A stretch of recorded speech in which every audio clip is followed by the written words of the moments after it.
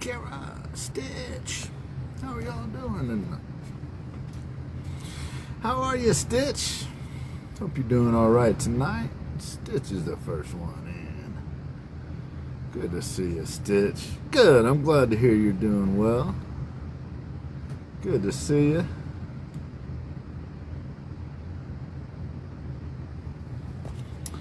Mondo, what's up, buddy? How you doing?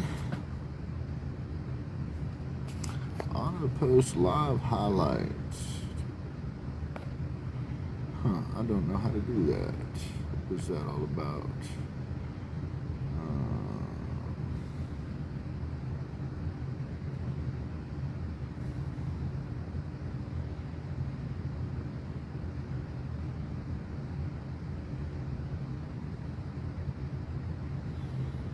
All right.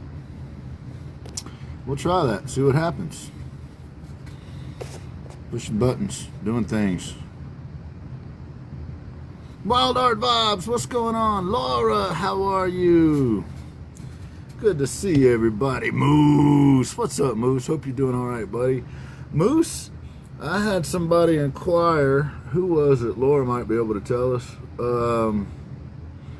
Asking about if there was going to be anybody doing watercolor on guitars. I'm doing okay, Laura. I'm doing okay. Thank you, Wild Art. I'm not remembering who that was. Somebody in the chat. Hey, Mama Tegan. Good to see you. Good to see you. You thought of it first? I heard that, Moose. Hey, Rachel. How are you? Good to see you. I'm wondering if our friend Haley Beth is... Ah, there she is. What's happening, Haley? How are you? Good to see everybody. Ashman is not going to be able to make it tonight, so we are going to have to roll on. He is taking care of his mom. But we do have an Ashman sighting on the shirt situation. Ashman. We got an Ashman shirt. I don't know, Laura. Should we let Haley up? What do you think? What do you think? Should we let her up? I don't know. I don't know. Let's see how this goes. Send her up if you can, Laura.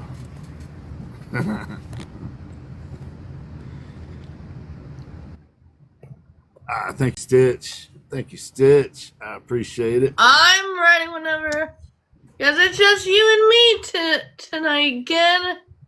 It sure is. Well, PhillyArtDad's going to join us, and I hope. And Kyra is going to be joining us. So, yeah, we'll be in a smash. So how have you been, Haley? Good. Yeah? PhillyArtDad is here. So, have you done anything interesting this week, Haley? Just diamond art and been busy as... What you got coming up on your show this week? We're gonna be going back to doing the alphabet game. I think it was... Right on. I forgot who was running, but I think it's time for me to... All right. We're going to do the alphabet game. When to... How do you play the alphabet game? How does that work? What is that? You'll What's the find alphabet out game? Friday night. Well, you can tell them what the alphabet game is tonight, though. What is that? So, like, let's just say there's a topic, like animals. Animals is the topic. Okay, animals. You go all the way until it's just like So it'd be like A for alligator. And then yes. you go to the next and then somebody else goes, and then it would be B for bear, Mm-hmm. and then C for cat, and then D for dogosaurus, and then E. What is that? If you are not tapping, you are napping. Is that a sticker? It's actually but I better get. Hey, this is my show. We start when I want to start. All right, Haley, go ahead. Do your thing, lady. Hi, welcome to the Ginn Project Show. My name is Haley Beth, and I'm the owner of Haley Dot. I'm a diamond dot artist. I have a show every Friday night at 6:00 p.m. Eastern Standard Time. Tonight, we're going to have a panel discussion of all about pricing art. And we're going to be having PhillyArtDad and KyraWilsonArt. Maybe there'll be an Ashman sighting. You'll never know. You'll never know. But see you guys Friday on another episode of the Haley Dot Show. That was good, Haley. That was good. What am I supposed to do now? Somebody kick me out. No, first you got to tell me to start the show. Let's start the show again. All right. There we go. Haley Beth, ladies and gentlemen. Hey, Amber, you can catch Haley Beth on Friday nights at 6:00 Eastern Time. This week, we're going to be playing the alphabet game with her. It's a lot of fun. We usually cut up and stir up a mess. I'm usually there just to give Haley the business. So, appreciate everybody stopping in. Tonight we're going to have a panel discussion on how to price your art. KyraWilsonArt and PhillyArtDad have been kind enough to join us, which I'm really excited about because if it's anything like some of the other stuff Kyra's done, it's very informative, and once we get it posted over in other spots, it'll be available for people to go and kind of revisit it. So, I would just like to say I hope things go okay for Ash. He's taking care of his mama tonight. Everything should be okay, but he just wasn't able to be here. So I hope y'all will make sure to give him the business the next time you see him. He has a lot of nerve taking care of his mom. You know what I mean? So we got Kyra coming, and we got PhillyArtDad, and that should be an interesting discussion. I get a lot of questions about pricing art over the past couple of years, and it doesn't seem to matter whether you're a new artist, been in the game a long time. It's always a challenge trying to price the artwork. So I'm really grateful to Kyra and to PhillyArtDad coming, and Ash has some great information about this topic too. And we'll drag it out of him at another time. You can catch Ashman on Wednesday evenings. It's going to be 3 o'clock Arizona time, 6 o'clock Eastern time. And that's where he does... no, PhillyArtDad is going to be on here in just a few minutes. And you can catch him doing his podcast on Wednesdays. That's a scheduled thing. So he's on every Wednesday. Hey, Crimson. And otherwise, turn on your notifications. Ash has been working on some really awesome stuff. The shirt that I'm wearing Ash is Ashman's Sneaky Cat. And if you go over there to his spot on the Weber Places, you can find it at the Ashman's Basic Art Store. He also has some stickers and prints and all kinds of other stuff. So, hey, D-Tap. So I would encourage you to slide over and check out what Ash Man has going on. Give him some support.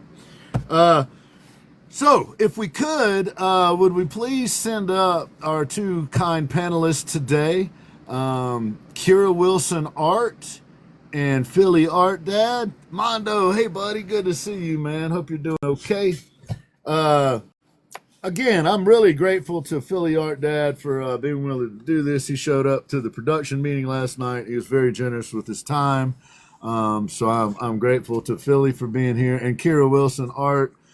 For those that know the Ginn Project Show, know that she kind of works behind the scenes and keeps me out of the ditch most of the time. Not all the time, but most of it. And when I'm in the ditch, it's usually my fault. So thank you to Kyra for being here. But let me give a little bit. Let me just get a sound check on both of you if I can. Hello. Hello. Hi there. Good. Hi. Okay, we got audio, we got sound, we got a working live, y'all. So, y'all are both really humble people. So y'all aren't going to come on here and say much about yourself. So very briefly, I just, PhillyArtDad has been in this game a long time. He knows some things. He's been around the block a time or two. Part of the whole name, PhillyArtDad, is taking on that role of kind of being able to explain some stuff to folks relative. I love the foes relative to the art game. PhillyArtDad is an artist of multiple mediums. He does all kinds of cool stuff. But if you turn on your notifications for him, he does informational lives. Every time he's live, if I happen to pop in, I learn something. Man, thank you so much for being here. I know you've been a guest before on the show, and I appreciate you coming back and doing this, man. I think you're going to help a bunch of folks today. Absolutely, absolutely. Happy to be here. By the way, gotta love that. World light best artist. Right? Art Dad. Art Dad. Okay. There's a glare. Yeah, there is. I'm like trying to hold up. I had one of my. Are those available? No, I always joked about like, man, it'd be hilarious if I would never make one for myself, but one of my viewers, I was just joking about it, they were like, absolutely, I will make that to you. And literally after my stream, they sent me over this design. So I was like, I have a print on demand thing and I got it printed up for myself. I think you have That's merch. awesome. I think that's available. I think we could get. I mean, this is PhillyArtDad mine. mug. This is going to be like a 101 kind of thing. This is my You're mug, gonna have to get man. a tumbler. You can't get the coffee cup. Thank you so much, man. Thank you for joining us today. Kyra. Kyra is an internationally galleried artist for, let's just say, a couple decades now, because she's only 28. So Right. she started very young. But Kyra has had to deal with selling art in a variety of places. PhillyArtDad has too, and on a variety of continents.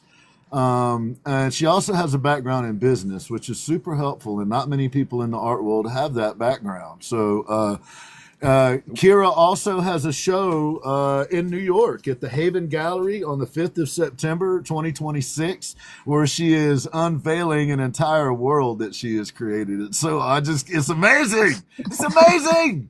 I can't wait. I can't wait to have a mug with one of her little characters on it, or a shirt or a hat or something. I don't know, something. Surely there's going to be merch somewhere, somehow.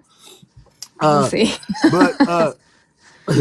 But Kyra has been kind enough to join us. She is a very busy lady, and I appreciate you taking the time out to come do this. Again, each time you have been on, it's been like an educational exercise for us. So thank you, Kyra, for doing this. And I want to say a special thank you because I give Kyra the business, and she is still kind and generous with her time, even though I'm a smart ass. So thank you, Kyra. You're welcome. I get even later. Yes. Philly, and then we're going to do Kyra. Would you please tell the folks where they can find you, when you're on, what kind of things you're doing, that sort of thing? Absolutely. You're going to find me here on TikTok at PhillyArtDad, also over on Twitch, YouTube, and Instagram, all PhillyArtDad across there. I go live here on TikTok Monday, Wednesday, Friday from about 10 a.m. till, I say 12 p.m., but it's generally whenever the conversation stops, because I've gone till 1, but I always end up stopping at 1 because as I always say, I got to feed myself and I got a kid to pick up. So got to make sure I feed the artist. I also go live on Tuesdays on Twitch, as I said, PhillyArtDad over there. But yeah, that's pretty much where you can find me. I'm not working on any gallery shows recently, except I got one coming up in October at a Stranger Factory. So Stranger Factory in October. And you got hell yeah. work up in Arch Enemy, right? I got work up in Arch Enemy. I don't have any shows I'm part of this cycle. But I have stuff in their boutique that's up regularly every now and then. They cycle it out through and through. But yeah, Stranger Factory is my other main gallery out in New Mexico. Right on. Yeah. So the dude is he's in Philly, y'all. His art's in New Mexico. Mm-hmm. I mean, you got to do taxes on that? I'm kidding. I mean, I do taxes. I don't have to pay anything extra, luckily. Because he doesn't have a nexus there again. No nexus there. So, Kyra, please give us your information. I know that you're very busy, so you kind of go live when you're able on occasion. Is there a set time or day that you try to be on? No, but hang on a second though. I do want to say that I've seen PhillyArtDad do a bunch of different things, including helping out different artists who were learning about going live, and he was willing to assist them and answer questions and stuff like that though. So he's an excellent resource. I've seen it. He's kind, very knowledgeable. So appreciate that. I want to back it up. I've seen it in action. So 100%. For me, I am a moving target. I don't know when I'm going to go live. I used to have a Monday night show. I don't do that anymore. I'm kind of all over the place. I'm working on different things. I'm working on my new world, which I hope to be able to unveil soon. And then you're going to start seeing a lot more content from me, videos about what's going on with this world and everything. The reason I haven't revealed it yet is I'm working on the trademarking of it, so that once I do that, it'll all be under the umbrella of this. And then there's going to be multiple series of work within it. So I will be working on pieces for the show on my lives frequently. I just can't reveal all the final bits. Right on. So it's got to be a surprise every now and then. Yeah. You're going to, you'll see them with their, hair and rollers, but you're not going to see them all shined up for the end. Yeah. But I have other stuff I'm going to be working on, like a series of mice and different things doing other stuff, but then that's not part of the show. So I'll be working on different things. And I'm KyraWilson.net. If you search me, you can find me. And she's ubiquitous, y'all. So all you got to do is push Kyra and her name pops up. You don't even have to get to the Wilson part. So I'm out there, and if I'm live, I can answer questions as best I can, and that's it. I'm just pretty much nose to the ground working right now, except when I get roped into lives like this. we have that is not my cat in the chat said it's my hidden mouse friend. I've never seen you before.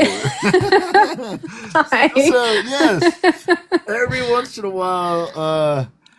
Right on. Thank you, Ezra. Yep.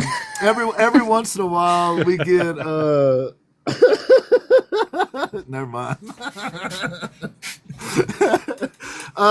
So thank you everyone for joining us. We have some really qualified people to be talking about this tonight. I also have priced stuff, believe it or not, over the years in the woodworking business. Some little different stuff here and there. But I think y'all hear from me plenty. And these two people know what they're talking about. I have a lot of respect for both of them, and I would like to point out that they are taking their own time. PhillyArtDad, this is past his bedtime because he's up early. and Kyra never sleeps. So this is normally when trying. she's like solving problems for the world or something. But thank you both again. Let's start at the beginning, and kind of like the overall thing that we talked about in the meeting was, issues that artists have with pricing. And I would also like to say that we managed to hammer out a few more shows that are going to be coming in the next few months, because this is such a broad topic. We're going to get PhillyArtDad back on, and he's going to talk about scams with us. We're also going to do a show about branding, where Kyra's going to come back and talk with us. The ethics of art. We're going to have a show on that. And doing commissions. Hopefully we'll be able to get PhillyArtDad back on that one. And merchandising. We're going to do some stuff on that. So we're going to try to bring you content that is helpful to you as artists. And then when we do the interviews, we're trying to elevate artists. So on one side, we're trying to help the art world itself. And then on the other side, we try to help individual artists along the way. That's the plan anyway. So, Absolutely.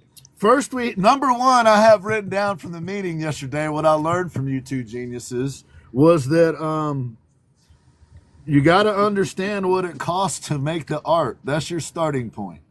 Ready, set, go. I'll jump in. Since we're all just going to laugh there, I'm going to take charge there. Yeah, I think it's very important to understand, like, really when it comes down to it with your art, what is the actual cost? Like, not even this, the value of what you're producing, but the cost of the materials to make said art. And it's not just like, okay, a few brushes, a few paints, a few canvases, but beyond that as well. Like, what other like capital costs do you need? Like equipment costs. Like for myself, I specifically have like, my paints, my panels, my brushes, but I have a wet palette, which is a critical tool that I specifically use as an acrylic painter. I have like so many different small tools that I did not consider when I was starting out that I use now and are such a crucial piece of my practice. So just knowing the value of what those things are is definitely a great starting point beyond just what the value of your time is too. Yeah, one of the things that when I mentor new artists or even older artists is we find out what their costs are going into a piece. I ask them and I say, how much, you have this piece price for that, but how much did it cost you to make it? And they're like, oh, it was like $40 for the canvas. And then, there's some paint and stuff like that. And I'm like, okay, well, so you've got canvas, you've got paint, you've got the light bulb over your head that you're powering on. Yeah. How do you tell people about this piece? Are you posting on social media? Guess what? Yeah. That's your time, your equipment, your phone, however you're doing that, your computer. Absolutely. That's called overhead. People often don't count their paintbrushes, but that's something that's going to wear out. So while you don't charge, if a paintbrush is $10, you don't charge the $10 from that painting unless you really did burn the whole thing all the way through. But in general, you take it in pieces. You say, I have to replace. Yeah. It's like, I have to replace my paintbrushes once a month. Okay. How many paintings do I do a month? Say you do 10. Okay. So divide that by 10. That's your cost. You have costs that are considered overhead operating costs, and that's factored into it. And then you have a better idea of what it costs you. Very often artists will find that when they run all their costs without even adding in their time or anything, they're paying people to take their art because they've spent more money on it than they've gotten for it. And so that's the very first critical step. Find out how much it costs you without figuring out your time, how much it costs you to make a piece. So that's the first. And I know someone mentioned shipping as well. Don't even consider that yet, because that is an additional cost that is generally tacked on. But that is also true. Shipping is a big part of being an artist too. But that's going to be on a piece-to-piece basis, I feel, because you're going to tack that on at the end. You should never pay for shipping. Make sure to add that cost for whoever's buying it. But we'll get back around to that. Yeah, we'll get there. Yes. So what y'all are talking about right now are basically the physical aspects of how you do your craft, whatever that might be. Whether that's the lights being on, the heat keeping you warm, the paper that you use, the canvases, the paints, the And thinners. you actually even mention it, like, and this might not be for newer artists, but someone like, us, we maintain a studio space. Even if it's not a space we rent outside of our house or apartment, even like myself, I maintain a home studio. Part of my what does it cost to have internet? What does it cost to have the lights, the heat, as you mentioned there? Part of the mortgage. This goes into like the whole taxes things and Taxes. deductions Yeah, there, but it's like, tax man. season. yay. Yes. It's look, I'm episode 9 of my tax series is coming out tomorrow. I am in that home stretch of that series, so holy crap. Yes. But that's other things too. Maintaining a studio space and the mortgage and or rent, if you rent a space outside of your home, is just as important. So Yeah. that's another part of that cost. Yes, yeah. DTAP does make a good point. The time it takes to ship, and I know that's a little off the topic that we're on, but I just finished taxes. I was telling y'all, and shipping is a huge expense, especially if you're shipping things that weigh something like wood, But and it's the time as well. Oftentimes, it's the time to actually package it and get it there to the place. When they're open and all that. Thank you for clarifying, because I'm like, why would I charge them extra if it takes 2 weeks to get to them via mail? That's on UPS or FedEx, wherever I'm shipping it out by. But no, that makes sense. The time to package and the care to ship it and the packing materials too. But again, and I would argue it's regional, right? Because it may take me longer to ship a package than it takes y'all to ship a package because the rural nature of where I live. I literally like to go in to get to the post office and get in and actually make it all happen. Is more difficult in some areas than others. Just as an example, you know what I mean. I'm in the mountains, so when it's snowy season, I might not be able to send you something that week. You know what I mean? Like,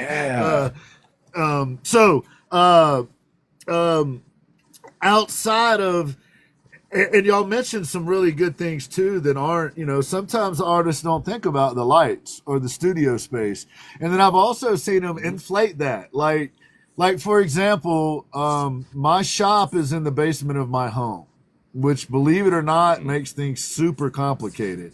I had to get different insurance for my house.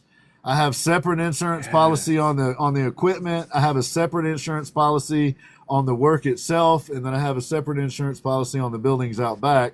And that is all because my shop's in my home. Like literally inside my home and not an outside building.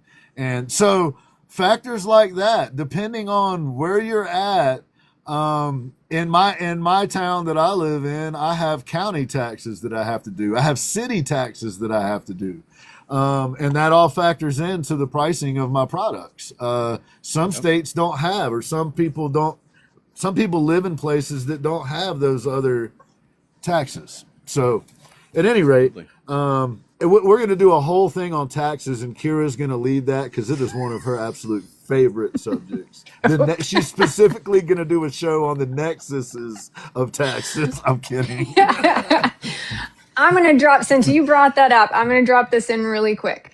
So when you are an artist and you're operating your own business, you're a sole proprietor.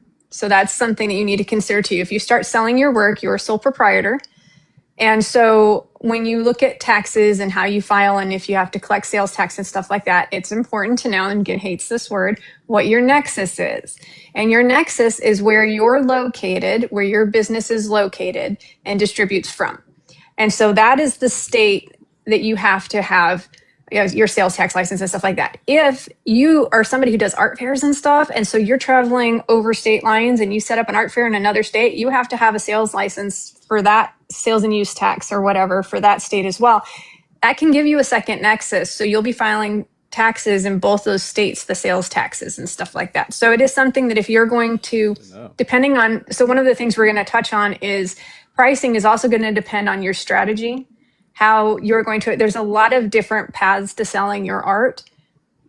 With those different paths come extra considerations. One of them, if I am selling through a gallery, I don't have a nexus in that gallery that's in another state. They do. I'm just supplying a product over there.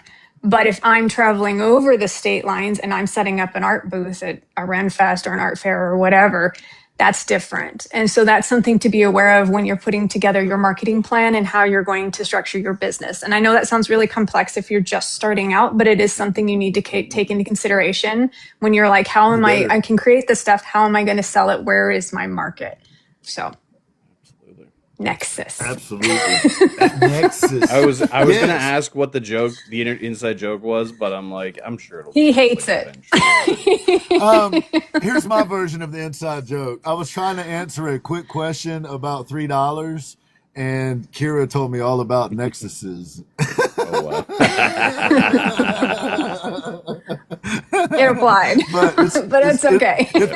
It's because she knows what she's talking about, though. So I'm okay with it. There you go. Yeah. We were having a meeting like the one you were in the other night. We were discussing guitars, and we were discussing merch. And Rachel, I have the people that make, like, the guy that does the hats and shirts and stuff for me is in one state. Rachel, who does all the other stuff, is in another state. And we were talking about point of sales and all of that stuff. And she was reminding me that I would be creating nexuses in these various places. And I told her to be quiet. I just wanted to say it's $3 and move on. It's tax season, I'm going to tell. But the nuts and bolts of it, we were trying. This is exactly the subject, though. We were trying to price. Severed and I have some items that we do together. Severed Art does some wood burning on some of the items that I make. And she sells them in Idaho, but we also have them available through my website. And that was part of the discussion. It got in the weeds pretty quickly because we're talking about different locations and different nexuses and all of that. Or nexi? Would it be nexuses? I'm not going down there. I'm not going down that rabbit hole. We are creatives because we like to make pretty pictures. Like, as I always say, I'm good at pictures. I am shit at words. Heard that. Well, okay. So you were talking earlier. You were talking about understanding the value of the things that you use, and including like insurance and lights on and heat and water, whatever, like utilities. I guess the next phase in that from the conversation last night, number 2, would be to understand your value. We're not talking about the product. We're talking about, researching we kind comparables. of are talking about the product, though. Well, before we go to comparables, I think you are talking about product, because as an artist, you are the product. Yeah, you make something physical that you sell, but at the end of the day, people aren't buying just a piece of artwork. They are buying the blood, sweat, tears, whatever goes into making that piece of artwork. So you are the product, and that's where the value of your worth comes into play here. And it's a very fine line to tiptoe between what you're like underselling yourself and overselling yourself too. There's a very thin line, like, where you got to find yourself. Like, I have seen some young artists very much undersell themselves. Like, I feel like, wow, you're only selling this piece of artwork for $10. Are you insane? And then someone of the same level of art, like they just started, it's like, yeah, this is a piece I made and I'm selling it for $3,000. And I'm like, good luck with that. Because it's that fine line of finding where your value is, which leads into what you were mentioning about comparables. Which are essentially, you are finding people of a similar, what was the word we used? Like a similar level of experience, similar styles. Like, I feel like there was more we were talking about the other day, Kyra, that are doing stuff the same. Yeah, you just want to find people in the same region or roughly as you too. Yeah. It depends. Like, if you're going to sell in a gallery, then you look in a gallery and you look for work that's similar, not identical, but you want to find one that's comparable, and more than one. Yeah. Yeah, like I'm in a gallery, like with Arch Enemy Arts, there are definitely people that sell higher than me, and there are people that's honestly, I think they told me it's like you are actually one of our most inexpensive artists. Like you are, I'm honestly surprised not more people are buying you because like you sell it so cheaply. And I'm like, this is probably because I'm undervaluing myself, but at the same I would time, I am agree. not trying to. I'm not trying to like just, hey, let me just bump up the prices to unspeakable levels. Right. But I will say that my daughter and I were going through your stuff on Arch Enemy Arts. So I agree. I was very surprised by your pieces. She loves your work, by the way. So she does entomology art and stuff like that. So Hell she's, yeah. yeah. So, but I was looking at the prices and everything. And one of the things that, so like you said before, your blood, sweat, and tears are in it. And the most important thing about your art, yeah, it's a cool picture, but it's also by you. It's unique because it's done by you. And there is a sweet spot in the market between being too low and too high. And it's funny because you can't go out there and go, this is my first painting ever. It's $20,000, you know? And you can't go, this is my first painting ever. It's $10, just like you're saying.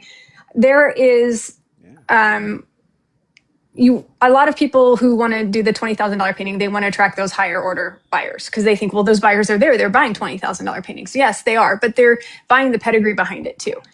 And then the people who are buying the $10 paintings, they know they're getting a deal. That's not your target market. If you're really trying to make a living at this and you're selling $10 paintings, you're never going to make a living at it because you're in the wrong market pool. There's always going to be people in different pools. Granted, it gets smaller the higher up it goes.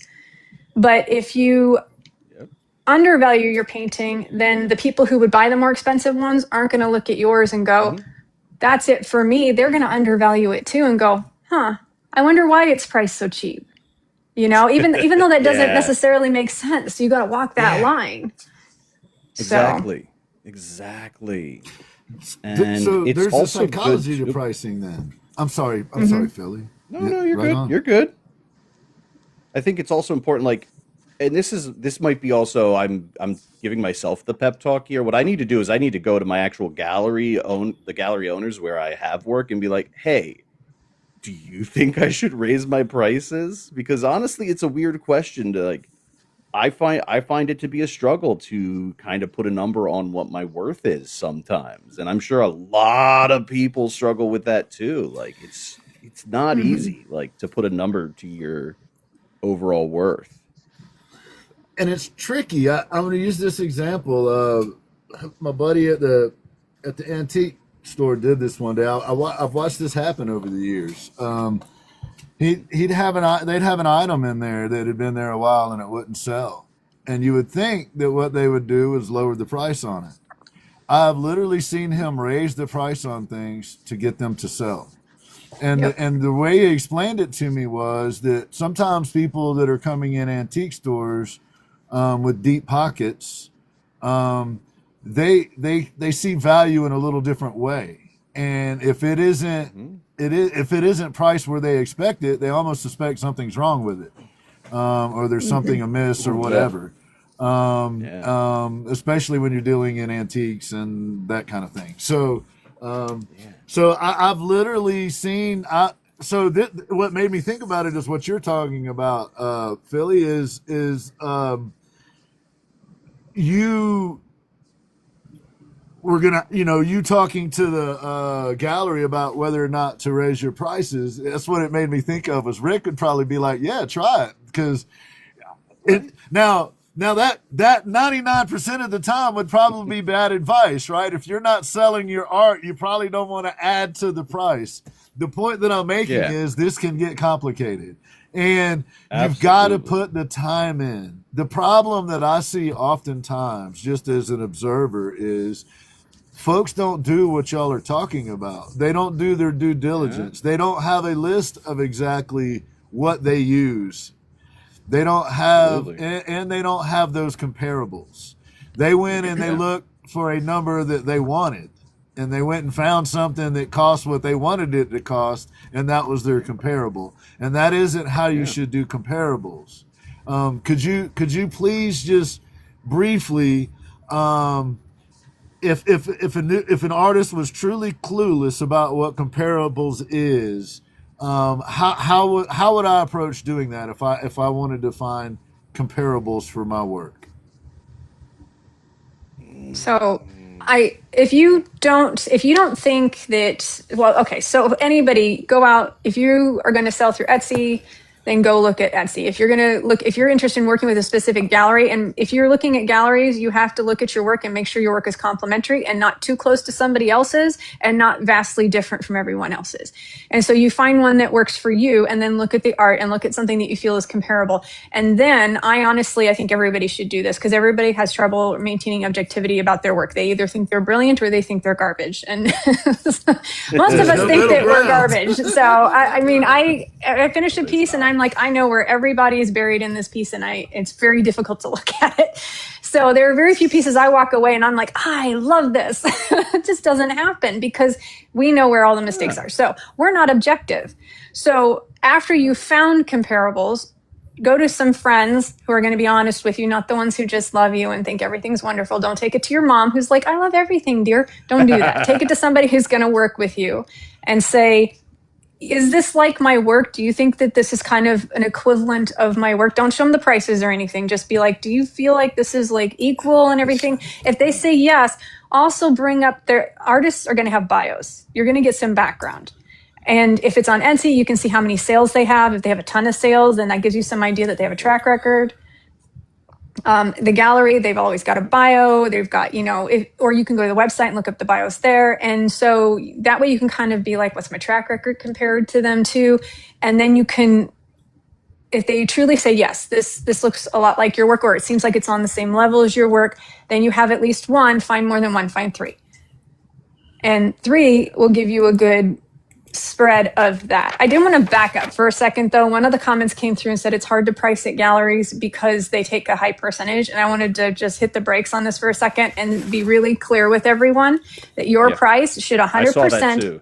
Yeah, your price should 100% be exactly the same as it is in a gallery as it is out of the gallery, because what you're paying a gallery for is marketing, outreach. They're putting it on the website. They're telling their buyers about it, their client list. They're putting it on their pages. They're going to handle the client chatting, and getting to know them and make them comfortable about the purchase, talk to them about the art. They're representing you. And then they're going to handle the sale and the shipping or whatever, the transfer of the property, and then payment to you, including tax collection and stuff like that. So either you're doing all of that, and you should be paid for it if you're doing all of that all by yourself, or the gallery is, and they're taking their fair cut. If your gallery doesn't do those things, you're working with the wrong gallery. And you're right, they're taking too much because you're with the wrong match. So price is the same, yes and no, period. To elaborate on that point with the cut, there are some galleries that take maybe only 30%, and there's some that take 50%. But the thing is, the galleries that take a 50% cut, they're taking a 50% cut because 9 times out of 10, that's a gallery that is worth the 50% cut. I'm part of Arch Enemy Arts. They are an internationally known gallery. They are regularly showcased in periodicals like High Fructose, Juxtapose, Brilliant Bazaar magazines. They are a very well-known gallery. They do their job and they earn their 50% cut. So, and I work with Haven, and they're also 50. So it's the same thing. Yeah, exactly. That's a great explanation, though, and I've heard this described so many times in the last couple of years incorrectly, and and I've been guilty of this too. I don't deal with galleries around here, frankly, because I don't like the way they do things. Right? The how much they take a cut is kind of irrelevant in some ways. But a good way to take a stab at a gallery is to throw out the percentage of how much they take. But that's really kind of an unfair criticism because they're a business. Like if they do their job, if they do what they're supposed to do, then your art sells and you make money. And they facilitated that transaction. So they should get something for their efforts as well. Right? You know what I mean? So it's and I don't know why that gets lost in the mix sometimes. It's like, and I think it's because of the predatory nature of some of them. Oh, yeah. We are getting off topic, but I need to add this in here too, just because of talking about percentages. If you go to a gallery and they're like, "Oh, we don't take a percentage of your sales. You get all the sales, but you pay us a hanging fee." That is a scam. We will get into more of that in a scam. Those are called vanity galleries. And guess what? If you pay them a hanging fee and they don't collect a percentage of it, they don't collect a commission, guess what? They don't have any impetus to sell your fucking work. Plain and simple. There. It's literally I have worked with some galleries. So there are some, starting out, there were some smaller galleries where I did do a hanging wall where I paid a certain amount a month. And they actually, again, you're right. They don't have a lot of motivation to sell your stuff, but often those galleries, are other businesses too or something, or there's some other, they're like a community gallery or whatnot. And those ones are an okay place to start if they're like a co-op or something. And so they're not, there's not a lot of, it's not the rule. Like, and there's a lot of, there's a predatory gallery structure out there that are paying, that you pay them a fee plus they take a percentage. And again, that's a no, that's just a predatory gallery. So we're not even going to discuss that because that's a hard pass. No. That's a no. We're going to discuss that in the next scam panel because I love talking about that. And I will also be providing ways to mess with the scammers because that's the fun part of scammers. I like this. If you look at Kyra did a show a few months ago here. We did a panel discussion on galleries. And Kyra talked in depth about some of the things, some of the warning signs, and some of the things to look for, like the good and the bad. So I would highly recommend, if you're trying to figure this out, if any of the information that we're sharing tonight is helpful, then go back and look at the panel discussion on galleries over on the Y-Tubes. You got Kyra and A.S.H over there dropping some serious knowledge. So we gotta understand what it costs to make the art itself, and those are all of the things involved in the physical production of the art. You also need to understand your value as an artist, and that's where your comparables come in. And I can't say this enough. You gotta do your homework. I would say 8 out of 10 times that I see artists running into trouble, it's because they don't do the due diligence. They don't actually go check out. If you want to be in a gallery somewhere and you make whimsical art like Kyra, you probably don't want to go approach dark art galleries right out of the gates. Find galleries that are having your kind of stuff on the wall. Okay, so that kind of transitioned us into how to actually do some of the numbers. And y'all had a long discussion about hourly versus size, linear versus square, small, medium, large. I believe at one point Philly had a knife out and Kyra was defending herself with a baton. I'm kidding. Nothing like that happened. But it was an interesting conversation. So let's delve into that. I want to price my art. Here we go, Philly. I've got this piece that Bob Not So Ross made and sent to me, and I stretched it out on this. And I'm gonna get my measuring tape out here now. Hold on. Yep. I'm gonna get my tape. While you're getting the measuring tape, I'm gonna let people. I'm gonna talk about one of the elephants in the room, like pricing by size versus hourly, and you always want to price by size. Yeah, 21 by 20.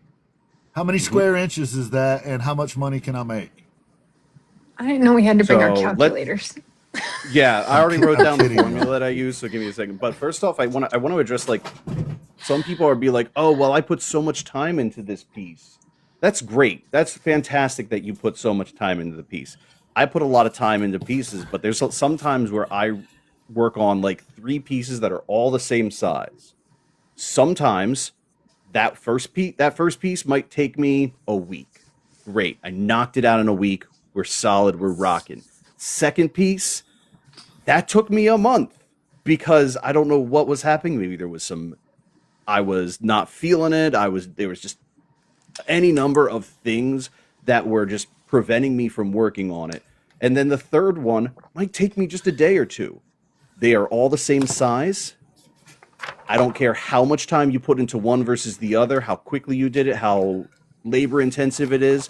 They're all going to cost the same fucking amount of money. I don't give a shit how much time you put in. It is unfair to your buyers to charge more just because you had a bad day and took longer on a piece of art. Yep.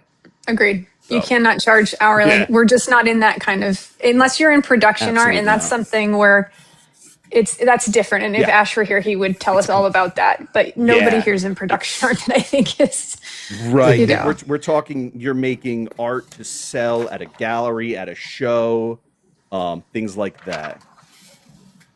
Yep. Yeah. Maggie, you know me. You know, I've told you this before. I went to get my teaching degree. The only difference now, instead of me teaching in a school, is I can teach on the internet and I can curse a hell of a lot fucking more. Eggy's one of my regulars, man. So Yeah, But- I made a little. Thanks, Egg. Appreciate you, man. So I know Kyra and I both agree. I think when it comes to pricing based on size, there are 2 schools of thought. One is right and the other is wrong. You can. I think we agreed on this. There was a lot No, of we like. did. There was a lot of like. You're You the can linear. price your yeah.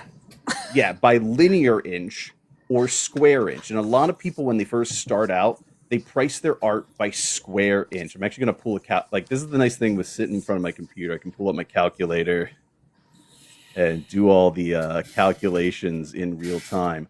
So square inch is what we're initially taught because we're working on like canvases and panels, and they have area. Use square inch. We're talking math. Don't cringe at math. You're gonna make your algebra teacher proud, guys. So 21 by 22 inches is the piece. yeah, that you we're- said 21 by 22. That we're valuing. Sure, we'll go with that. We'll go with that. And I'm very, very sentimentally attached to it. And So while he's running the calculations, which is what Ginn's hinting at, you cannot Right. price by sentimentality. You cannot price Yeah. $2,000 because you loved it so much and you painted this and it was your grandma's cat was the model that you use versus another one that's the exact same size and you don't like it as much, so you price it less. You can't do that. You have to have consistency in pricing. That's really important. It's important for any buyer looking at your work because they're not going to understand why is this 8 by 10 $1,000 and this one's 200. That doesn't make sense, unless there's some reason for it. But the sentimentality can not enter into your pricing structure because your buyer doesn't have that. It doesn't make sense. So. even I would argue DTAP, we talked about this too. Even time and thought. If you are painting something that just requires you to, like, the subject matter you decided on, makes it more difficult for you to do, more complicated, so it takes you longer. I think what these two are saying is that doesn't make the painting any more valuable. That it would actually be doing a disservice. And the example I used, the one example I was able to think of was I have in the past had people, I don't do commissions anymore, but had people request a commission, and I told them, hey, if I'm going to build that for you, I'm going to have to build a mock-up. I'm going to have to literally figure out how to do this, and you're going to have to pay me for that time. And they did. But I think that was a super unique situation. I literally was having trouble trying to think of a situation where, okay, I've done a 21 by 22 painting, like Philly said, and it took me a week, and the next one took me 2 months. Well, that's not the buyer's issue. And if I'm making tables, are you not entertained, TikTok puzzle piece? If I'm making tables and I make two identical tables, and I've got one priced at $1,000 and one priced at $500, that's going to hurt me because it's going to confuse my customers and it's going to make some people think I'm trying to take advantage of them. That's the danger. The buyer does not care how much time you spend on a piece. At the end of the day, if you're selling two pieces of artwork at the same exact size and they are not exactly the same cost, people are going to wonder. But all right, I figured out my calculations there. So we were talking about linear versus square inch. So first off, before we even get to like how that even factors in, going back to what we were talking about, comparables, I'm going to start addressing that as what is known as essentially your market rate. So that's essentially what you are paying yourself. Like I am getting paid, like we call it like okay, minimum wage is $7.25 an hour or so, or whatever it is nowadays, but that is your market rate. So whatever you're paying, that could be like $15 is your market rate, or it could be $30, whatever. That's how you find your that's your research for your comparables, where you find your market rate. So that is a number. I do linear inch. This is my formula right there. So linear inch is height of the piece plus the width of the piece, and then you multiply that by your market rate. So in the case of Ginn's 21-inch by 22-inch piece, that's 43 linear inches. So you would then do that 43 times. Throw me a number, Ginn. What's your market rate? 23. $23 is his market rate. That piece would cost $989. Now, I also add an additional thing in there. I like to round mine either up or down to like the nearest 5th place. So, because I hate weird numbers like that. So we'll say $990. Cool. Now you get a new canvas and it is exactly 2 inches longer in each direction. So you've only added 4 linear inches. Cool. That's what? 47 linear inches now. Times 23. That is now a $1,000 and $80 piece. Cool. That's a reasonable step in your actual pricing there, I think. Now, area. This is where it gets fun. The only thing with area, the only difference in this formula is that plus right here would change to a multiplication. So it's your height times your width. The problem with that is now your area is $462 for that 22 by 21 piece. All right. That is a lot bigger than 43. Yes. So 462 then by your market rate of 23, that would then jump the price of that piece to $10,000 and $10,626. All right, that's a huge jump in price. The problem with that is, again, we'll increase the size by 2 inches in each direction. So instead of 21 by 22, we're now rocking a 23 by 24. Cool. That's going to be 552 square inches. So remember, the other one was just like 10,200-ish, I said, for that one. But times that by 23, you've now added an additional $2,000. All right. Initially, we had maybe only $100 increase when we added 2 inches. When you're doing area, you are talking exponential addition of the actual price. It feels grossly like, and again, small incremental changes in area can equate to exponential growth, which is, yes, Lacey. Again, I would say yes. Yeah. I'm sorry. Yeah, okay. Philly, yeah. So if you do the math linearly, it makes sense. Like a painting that is this big that goes to this big goes up by $100, right? Whereas if you do it by the square inch, it goes up by a couple $1,000. And it's just, and like you said, it grows exponentially. So pretty quickly, if you're doing a square inch calculation, your art gets super expensive, and it's not relative one to the other. So if you're selling a 12 by 12 piece and a 12 by 12 piece at $100, and then your 14 by 14 piece ends up being $800, the jump between those two could really be a detriment to your business. Absolutely. And yes, we have been taught in the world that we live in that hours, is how you get paid, is hourly. But then there's also people that get paid on salary. And there's a cost benefit analysis you can do. What you actually get for that salary is oftentimes you get extra hours added to your schedule that you don't get paid for. If you're in management, that's often how it works. They just add extra stuff to your desk, and they don't have to pay you hourly. So at any rate, the reality is, and Lacey, I'm sorry, what I was pointing out, I think y'all will agree with me on, and maybe this is where y'all can be, no, this is a teachable moment. But Lacey was saying that if you're learning a medium, should your market rate be lower? And I would argue, yes. A carpenter that is really good at what he does can charge more than one that's just learning. That's just reality. And now, y'all correct me if I'm off here. So yes and no. So it depends on your market presence anyway, to start with. It also depends on how good you are at it right out of the gate. Yeah. It's just because you make an 8 by 10 doesn't mean that your 8 by 10 is equal to everybody else's. And so that's a great point, market presence. Right. So it's one of those things, when I first started, my first painting sold in 2001 or something like that. And it was big. It was 30 by 40.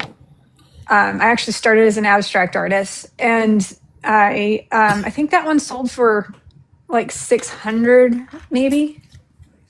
Something like that. It was a long time ago. But something like that, 600. My 30 by 40s. So this is another thing too.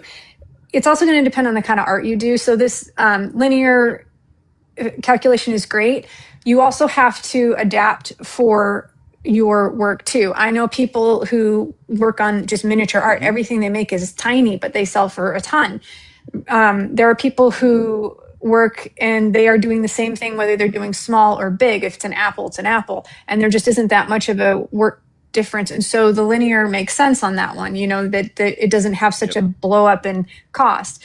For myself, the bigger the painting is, the more there's going on with it. And it's like, if there's an extra 5 by 7 added on to the size, that's a whole extra painting. I'm not just fudging it with some trees and stuff like that. I'm literally adding a massive amount of detail. So my increase is going to be more, but there's a reason behind it. And I actually have different series too that are less, because they aren't ones that I would put in a gallery. They're not exactly studies, but they're faster. You might catch me doing one on TikTok. It's a one sitting painting kind of thing.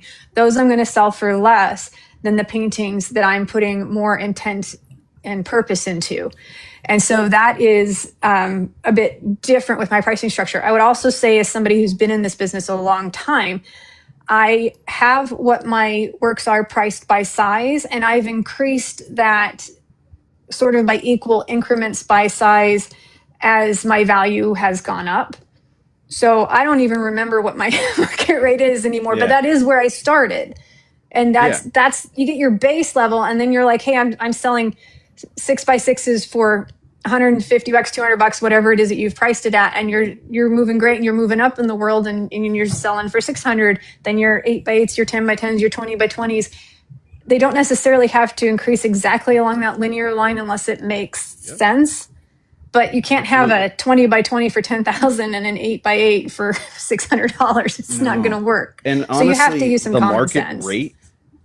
The market rate there is a variable number depending on things exactly like you said, and I saw what other people said.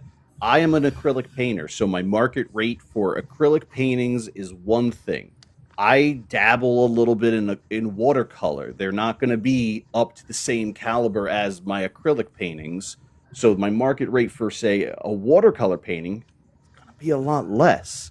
And it could Yeah. be, like I said, depending on how you do it. It's not just a medium thing. It could be like a specific style. Like you say, you paint, you have your main big pieces of work. That's one market rate. And your smaller, quicker scaled things, that's a completely different. Obviously, you're not using a market rate. You've been doing it long enough. You're like, yeah, this is just what it is. But So for just- those of us who have not gotten to that point yet and are still trying to figure it out, that's how you can essentially provide that extra layer of like, okay, this is why this one is more, this is why this one is less. And visually, I think it makes sense when you look at, like, so my cheaper paintings are my floating house paintings. Those are one sitting paintings. If I do one on TikTok, I'll do it from start to finish. Yeah. And that looks vastly different from like my dragon painting that I'm working on right now. Somebody asked in the chat, how do they find their market rate number to start with? So they wanted to know how to find that. I have a great hack for this, and this is one of those things. So one of my favorite, this is how I found it. I think this is a great way. I actually did a small wonders show for Arch Enemy. And a lot of galleries have these. They are just, it is a show that generally has two restrictions. There's a size restriction. It can only be no larger than like a 12 by 12. And they have a cost restriction or a price restriction. So it can be no more than $200. So when I did that, I'm like, okay, cool. Let me put a piece in, and here's how I found, and I'm going to pick a random number, man. I'd like to get, $200 for this 6x6. I feel like that's reasonable. That's a good starting point for this. Then again, I told you were going to make your algebra teacher proud. You're going to solve for X. All right. Except here's the thing. Let me add this here. Y'all didn't know there was going to be algebra, did you? Your algebra, y'all. Come on now. PhillyArtDad. Your market rate is X. So you would plug in, like I said, 6x6 painting, 6 and 6 is height and width. The value of your painting would go here. Fucking solve some algebra. And there's your X. Or instead of doing the math, use Google Sheets. I'm not going to tell you to go buy a subscription to Microsoft Office. Fuck that. Use the free shit. That's what you do. Go to Google Sheets, make a formula in there, and it'll do all the math for you. But yeah, and that's and how all you do of it. us, So you just when we were all work chatting, backwards. all of us have spreadsheets with those formulas plugged in. So Yeah. Yes. that's just Spreadsheets. that's a Use tip. Spreadsheet. I have spreadsheets. Yeah, I I have a multiple. tax spreadsheet. I've got my catalog. I've got a whole one that my wife built. I'm going to shout her out. She built me one on how to track my follower count and projections for the upcoming year. Shout out to my wife, who's fucking amazing at that. That's awesome. That's awesome. Yeah, a lot of us, And I think just professionals, we're working with spreadsheets, and the sheets absolutely. on Gmail's free. So Yeah. One thing that I want to point out with this formula, obviously this is pretty simple. Height plus width times your market rate. The thing that this formula does not account for is things like framing and shipping. Those are extra things that you tack on to the end. So I don't frame my pieces, so I don't have to worry about that. But if you are a person who frames your work, just the cost of framing, however much it is, if you do it yourself, or if you pay somebody else to do it, that cost, just that number, slap it all on the end there and add that. That is how that should work. All right. You don't need to eat the cost of framing. The frame is a part of the artwork too.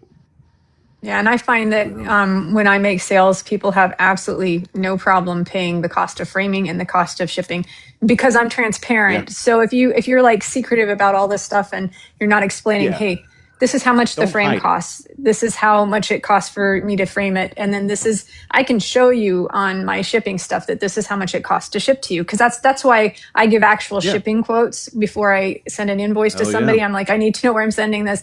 This is the actual shipping quote. I can screenshot it for you. Yeah. You know, this is what it costs. And nobody has ever had a problem with that. So Yep. a lot of people try and roll it all in there thinking that they'll be more tempted if there's free shipping and all that.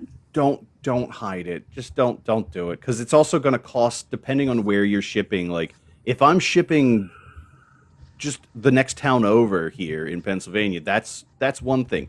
But if I'm shipping it all the way across to the West Coast out in California, it's going to cost a hell of a lot more. So, and internationally is a whole other thing. Oh my god! I don't even. I Shipping to Australia is a whole. Woo! I actually got a piece coming back from Australia in a few days. Luckily, because they had it in their just on hold in their boutique for a long time, they're just going to ship. They're paying for it, so I'm like, cool. I paid for it to get to you. You get to pay for it to come back. I'm okay with that. Which is the way it used to work. So.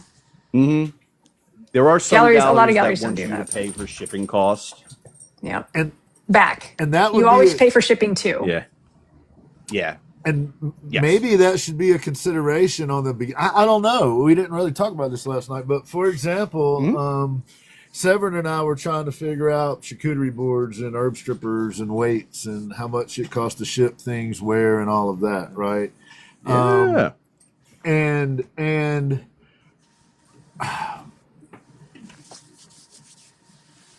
if you want to simplify it and you don't want to do all the math, then you find the furthest point, right? Yep. No, yes.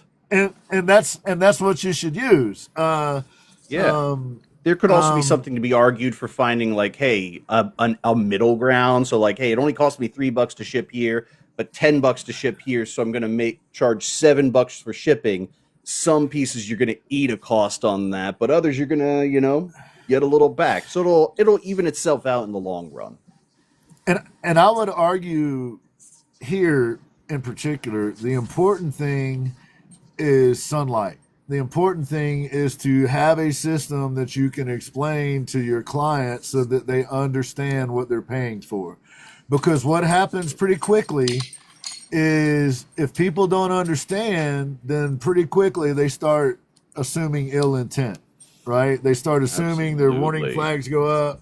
And they start wondering, because there are a bunch of shady actors out there that at every turn there's a hustle. Right? At every turn there's a hustle. There's a way to hustle almost everything. So absolutely. So part of the shipping issue might go back to, like, if you're a new art, and I don't know, y'all tell me this, but if you're a new artist and you know that it costs X amount to ship a 12 by 12 anywhere in the country, but you know that shipping a 14 by 14 has one of those exponential jumps we were talking about, whereas like maybe it's $20 to send the 12 by 12, but if you go up to 14s, now it's $50. You should, when you're doing your homework, what I'm arguing is you should also do that end of it. Let that inform, I would argue, and y'all may disagree with this, I don't know, but let that inform. Like, I know that if I make a charcuterie board an inch longer, it's going to cost $10 more to ship it, and I don't want to charge people that. So I'll make it 9 inches instead of 10 inches, and shipping it costs, $8 instead of $18 or whatever the case is. And if you are shipping art around and that's how you plan on delivering your art, you may very well want to consider the size of pieces that you're doing before you do them and then try to ship them, because you might find that if you're making your own canvases and you'd have stretched it an inch shorter, it would be much less expensive to send. Wholeheartedly agree. Honestly, most of my work is like smaller, on the smaller side, like under 24 inches in any direction. Pretty easy to ship anywhere. I did one big piece for a solo show at Arch Enemy that was 24 by 36. The only reason I did that is because somebody else mentioned in the chat for the same reason. I just drove it down there because it was cheap. The gas was cheaper than it would be to ship it to that gallery. Yes. So I have to admit, I'm on a different side of it. I agree with that, but because I don't make my own, and I do, I pick sizes that are frameable, more traditionally frameable. Also. So it allows me to get the frames that I need and that kind of thing. It's just part of the cost. If I'm going to do a 30 by 40, if I'm going to do a 24 by 36, and then it's going to add on 6 inches on each side because of the frameables, or total 3 inches on each side for the frame. That's just what it's going to be. And I do Frankenbox it and everything. But I also ship it like I'm shipping my firstburn. The cost is what it costs. Yeah. But it does. Is that the same? Like, let me see if I can word this right. For me, from like, as an observer, you're a well-established artist. Like, you are a well-known artist. And so your market rate isn't the same of what it was when you made that first painting you were talking about. Right. Someone is trying to figure all this stuff out and doesn't even know what their market rate is yet. I would say maybe they would benefit a little more from doing the homework on sizing and all of that, because they're not necessarily in a situation to where they're selling to people who know what they're looking for, and they know sizes, and they know, you know what I mean? I think that part of their market research is going to be what their market wants to buy. If they find that what they're painting is landscapes, and the landscapes in their style and detail or whatever, none of them are selling small, but everybody's buying big, then that's the market. If they're selling pictures of fruit or cats or something, and nobody's buying big ones, and they're all buying small ones, that's the market. And so that's part of, so every artist needs to do market research on what they're doing. And they need to, this is just a side note from pricing, be very careful about falling in the trap of painting what you think will sell. So one of the things that artists lose sight of is that, there is balancing what you think will sell, but you also, if you don't paint something that you resonate with, if it's not your jam, it will come through. And if this is something that just sings to you, like, this is where your heart is, that comes through in your art, and people, it resonates with them, and that will sell. So if you're like, everybody buys pictures of flowers, so I'm just going to paint flowers, and you don't want to do that, you don't like that, that isn't going to work for you. I guarantee that you will not do well, because it's just not where your heart is. You're going to burn out. It'll show in the work. Yeah. It's just, it's not going to go well for you. I parrot that all the time. I think we're always told, especially in art school, for like kids who go through art school, it's like, oh, paint this, paint that, paint the other thing. You got every Tom, Dick, and Harry telling you, oh, paint this thing. I think this would be great. If you don't jive with it, if you don't actually love what you're doing, you're not going to enjoy painting, and you're going to quit. Honestly, it's better to paint the weird shit. Paint the stuff you love. Like, I paint animal skulls floating on top of bodies that have no shape or form. They're just this void of existence. And I paint that. Do I think everyone's going to love it? No. But what's going to happen is there are going to be some people who find me and really fucking just hit that same wavelength with me, and they're going to be a collector for a while, because they are like, that's what they're doing. There's going to be someone out there who likes your stuff. Again, we're way off topic about pricing, but there will always be someone there who will buy your art. You may not know it yet, but it's better than painting 20 fucking flower paintings just because someone said, hey, that'll sell. And if you love flowers, then do paint them. Oh, yeah. Please do. Please do. Now, I'm not saying don't paint flowers. By the way, the people who say, hey, paint this thing, it'll sell, never buy the work.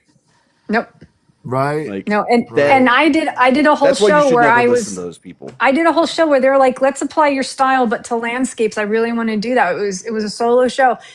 I sold one painting. None of the others sold, and I still have them. I still have them, and I'm like trying to throw them away, but here's the thing though. Today, actually, I got a message from somebody who's been with me for over 20 years.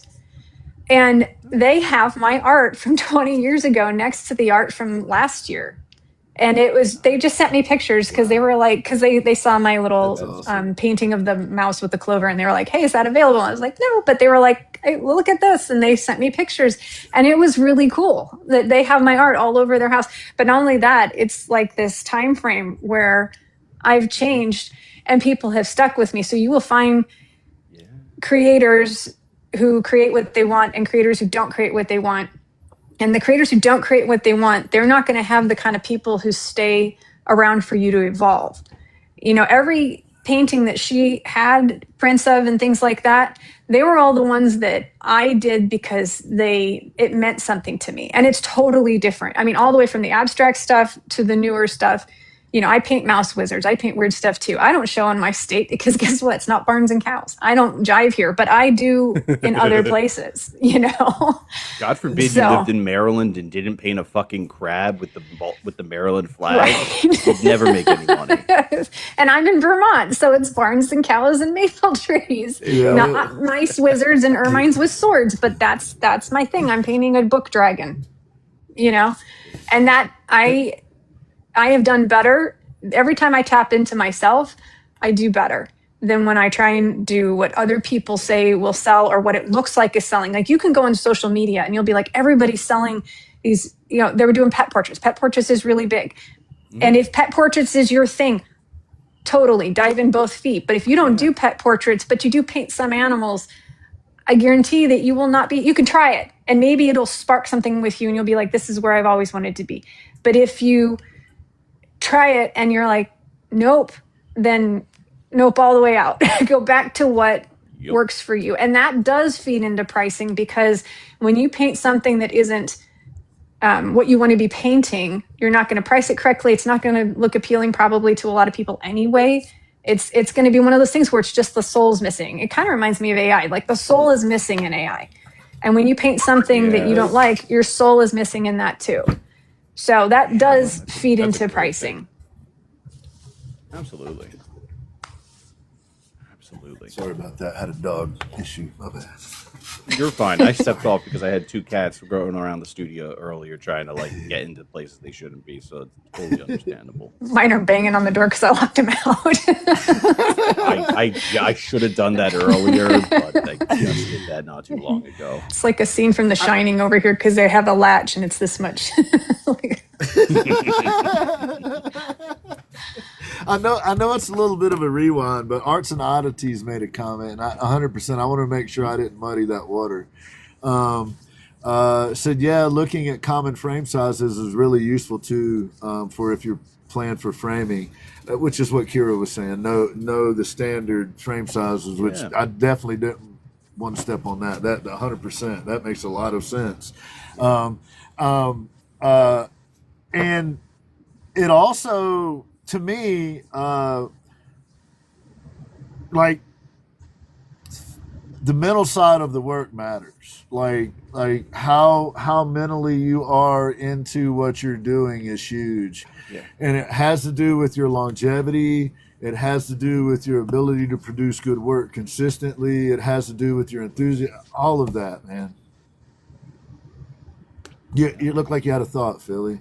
I just was. No. I'm just like, I'm agreeing with you wholeheartedly. Like, that's a big thing. Just making sure you're mentally in the actual piece you're working on. Like, I won't work on a project if I'm not feeling it that day. I don't work on it. I don't put my hands on something that I could mess up. If I'm not in the right frame of mind, I find something else to work on or something else to do or whatever. So part of why I wanted to revisit that too, it may be part of the strategy, right? Y'all are talking about galleries and shows maybe that do small stuff or whatever, but potentially when you're doing your due diligence, when you're doing your homework, you're looking at, sizing and what seems to be working and what seems to be the trends and all of that. And you want to consider that. But I think what they're saying is stick with your heart. Consider all of those things. But if they're doing a small thing that is down your alley and you are a pet portrait artist and some gallery has a mini pet portrait contest or whatever, then that might be right down your alley.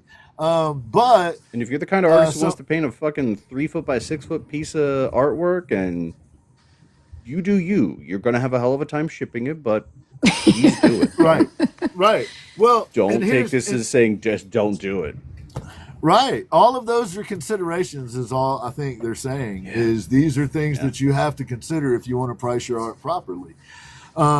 And, you know, revisiting a little bit this subject of time because of what y'all we're talking about, you know, when I'm in the shop and I'm working on an antique restoration, that is a different rate because there's different risk factors, right? If I'm working on your antique and there's only one of them and I could damage it and ruin it, that is a much bigger deal than if I'm building you from scratch out of a tree that I milled. Now, there are no more tree, like the tree that I milled, but you can't go to some department box store and get another one of those. So, yeah, there's limitations there. But if you follow what you really love doing and you decide that the 3 foot by 6 foot panel is what you do, then you have to put more time into figuring out where there's a market, and you might even have to help create a market for that for yourself. Would that be a more reasonable approach? If what you dig doing is kind of out of the main parameters of the formula, then maybe you've got to find your own path, right? I think I think there's somewhere in here too where we've got to talk about, you know, markets aren't something that are just out there waiting for us to arrive at. Sometimes we have to nurture them. Sometimes we have to create them. Sometimes we got to build them from scratch.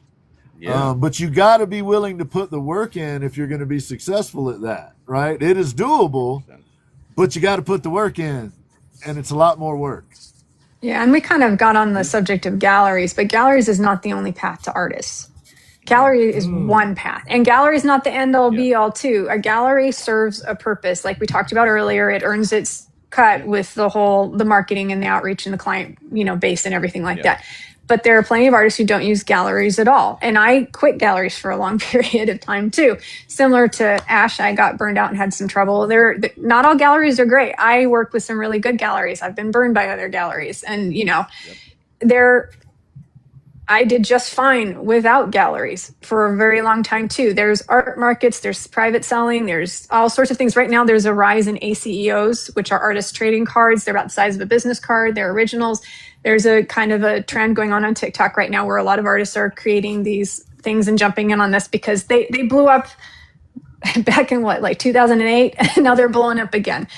And it's a trend, but people are able to make and sell them on their own without a person like a gallery getting involved. And that is a structure that can exist regardless of what you're creating. So you don't necessarily have to do, I've done art shows, I've done, you know, events, things like that. You know, there's a lot of different paths, and that's part of you establishing what your work is and what your marketing plan and your sales plan is. And that's something that if you really want to make money at this, and it's not just a hobby, you can just dabble and do whatever you want. That's totally cool. But if you want to make a living at this, you need to actually have a business structure, a plan, at least loosely, that you write down like, hey, this is my art. I paint bridges over water and it's amazing. Cool. Where can I sell that? There's a couple galleries, but you know what? There's all these events that celebrate like bridge openings or the park events or whatever. Like there's a big fair season and all that. And they do landscapes like crazy. There's landscape events. And, you know, it's $50 for the table and you make all your work and you show up to that. I knew somebody who he's created 3 months out of the year and he spent 6 months driving all over the place and putting it and selling it through like all the tourist stops and everything. And he did incredibly well doing just that. And they took 3 months off because who drives that much? Coffee shops. Tattoo so there are parlors. different venues. Yeah. And like there's so many cool things with like not only like other, like you mentioned coffee shops, and I'm like, those are cool. And obviously like a lot of people think like, oh, coffee shop, it's going to be chill and things like that. There are some weird ass coffee shops around the area. I know for me here in Philly, and I know this is for Philly, and I know there's definitely some others elsewhere. We have one that is called Grindcore House. All right. It is literally a vegan death metal, deathcore, like all that coffee shop. They Oh blare wow. metal music. They make some Oh wow. amazing coffee and amazing like vegan sandwiches. I'm not a vegan, but like I respect good food. They have a very different style of art they want to put on walls than say, Susie Q's Sparkly Cafe down the street. Yeah. And there's a lot of tattoo shops, but remember all the tattoo artists are artists too. So they often have their own art but sometimes they'll collaborate. Be careful. I'm gonna Yeah. tell you this. I had a horror story of doing. I did a show at a tattoo shop. It was very cool. I sold a good amount of artwork. The opening was also they had a fucking metal band there that night, and there was some asshole with a backpack standing way too fucking close to the wall, and I almost clocked him one because he almost knocked like one of mine and another artist's piece of art off the wall twice. I almost shoved him to the ground. So be careful with those. They're great, but I haven't had that, but I've had a broom research go on through the one of my venue, please. paintings. Yeah, I had paintings up Ooh. in a restaurant, and a mop went through one of the paintings, and then of course there was like spaghetti sauce on some of the other ones and stuff. So you have to look at the venue, and you have to consider what liability and risk is and everything, and that's gonna happen. So Oh. yeah, I don't know what's worse, but the spaghetti sauce or the mop. the mop. The spaghetti sauce I can work with, even with the acidity, but not the mop. Right. I don't want to take over your job, Ginn, but I know like now that we talked about like hey, figuring out like your market rate and doing like how to price like linear inch, we all agree. That's it. I think the main He's thing. now the host of the show. I'm done. Yep, done. It's the PhillyArtDad show.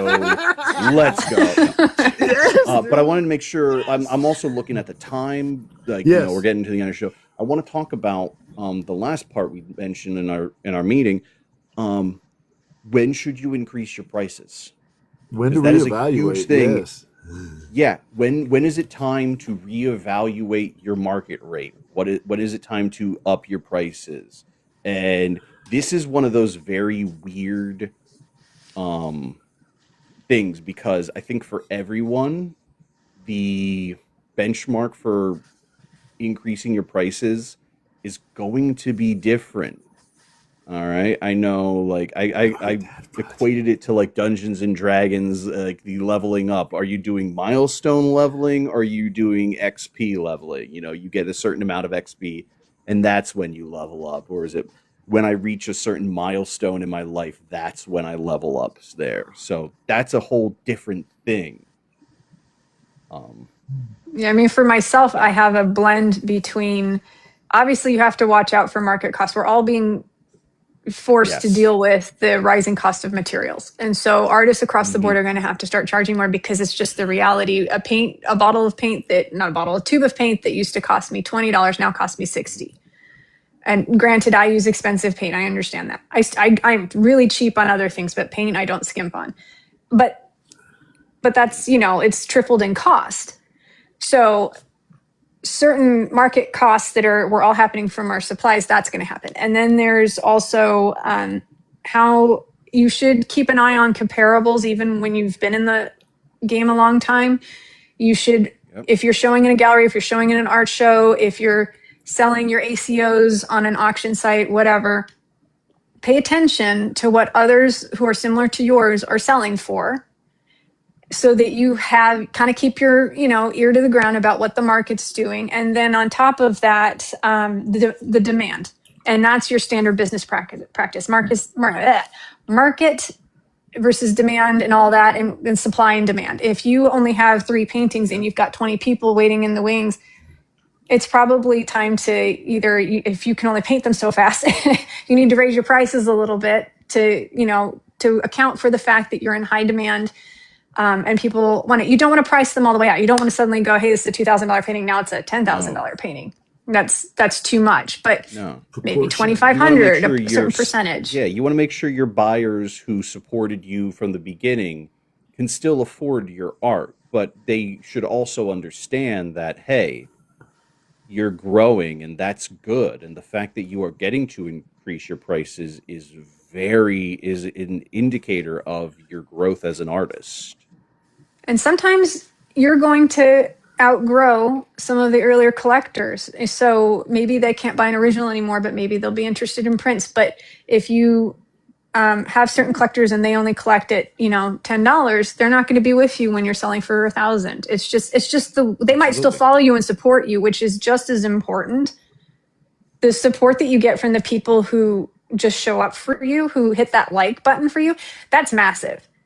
It's if you want to support an artist, and right now a lot of artists need support, especially with the market being flooded with AI. If the only thing you can do is hit like and make a comment, that actually helps all of us. Even like if you like PhillyArtDad stuff, that actually helps me too, because artists who get work recognized, who are original artists, anytime an artist is recognized for their original work, it helps all original artists out there because it pushes forward the right art. It pushes forward the real art, even if it's not the same kind of art. So anyway, my prices same evolve. Stuff you do, Kyra. Your little critters are alive. My critters are just dead. It's the cycle. Mine start here and they end up with you. Before and after. Yeah. Do a collab show where you paint like the live critters and I paint the dead ones. I don't know if I'd be able to do it in the same amount of time, but damn. Oh, that'd be cool. That'd be fun. Just a one-off, just to see what we could do. That would be funny. But that could be cool. Right? But so I evolve my prices. Supply and demand is a big one.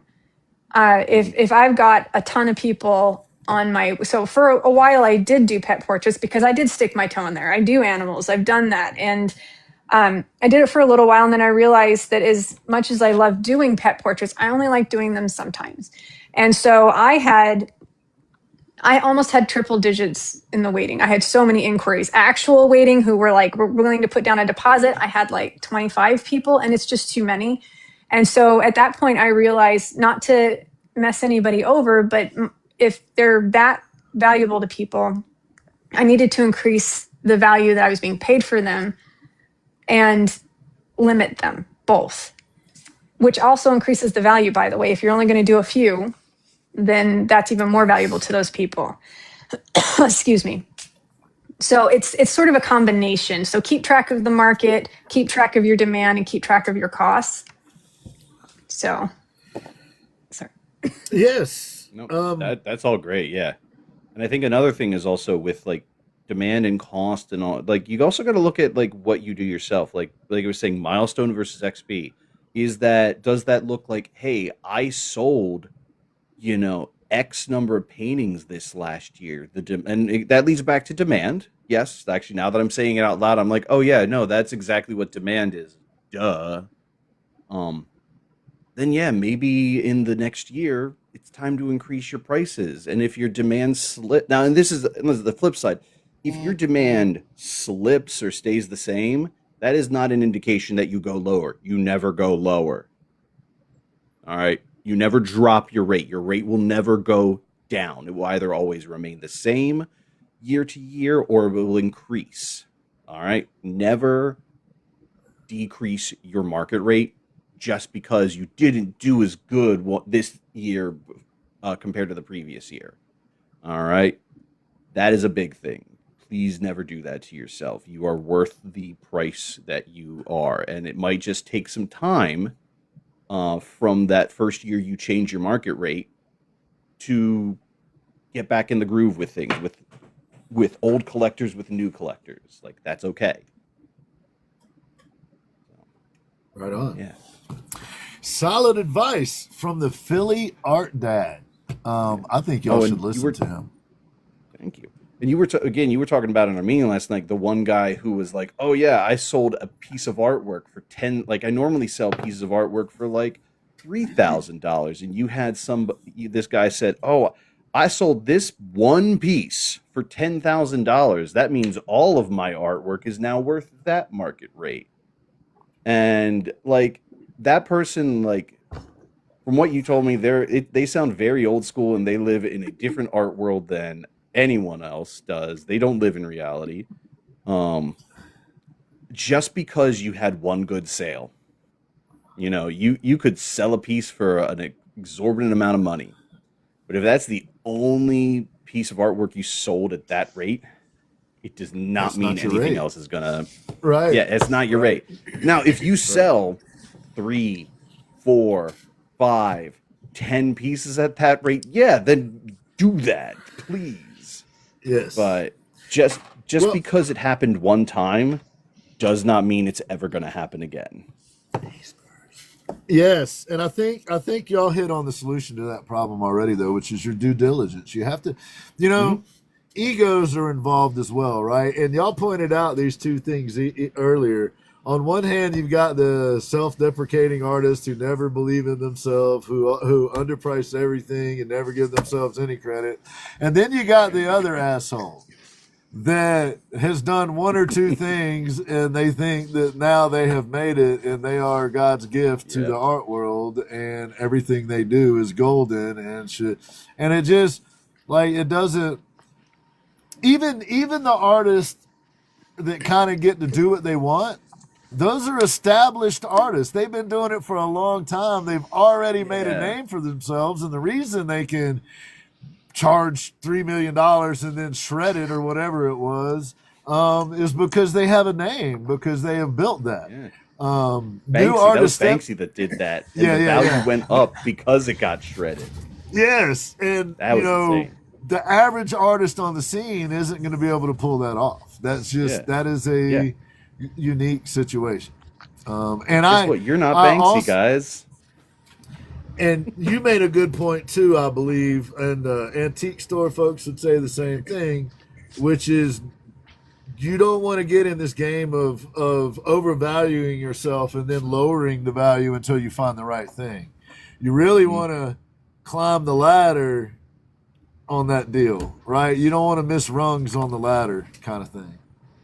Another point of fact, if you are going to a gallery and you are like, this happened to actually Arch Enemy Arts. This happened to them. They do an annual spotlight showcase. They bring in new artists every year to add to their kind of catalog of artists they have, and they brought in a new artist. His artwork is great.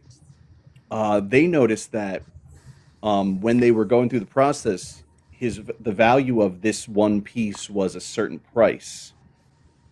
Then when it came to the show, all of a sudden that same piece of artwork that they saw or something similar now doubled in price. All right, don't do that. Just because you are accepted to a gallery, it doesn't, even if it's a high-end gallery, if you all of a sudden double your prices just because you got accepted, guess who's not working with that gallery ever again? All right. Yeah. And that has nothing to do with, oh, well, they take their cut. Again, we talked about it. You pay them to market your stuff. You're essentially paying them to sell that. You don't double your prices just because you got accepted. Because, like I said, that is the fast track to never work with that gallery ever again. 100%. I love it. Let's start ladies first. Kyra, is there anything according to the notes that I took? We went through understanding what it costs to make the art, all the way from the little things like brushes all the way to websites.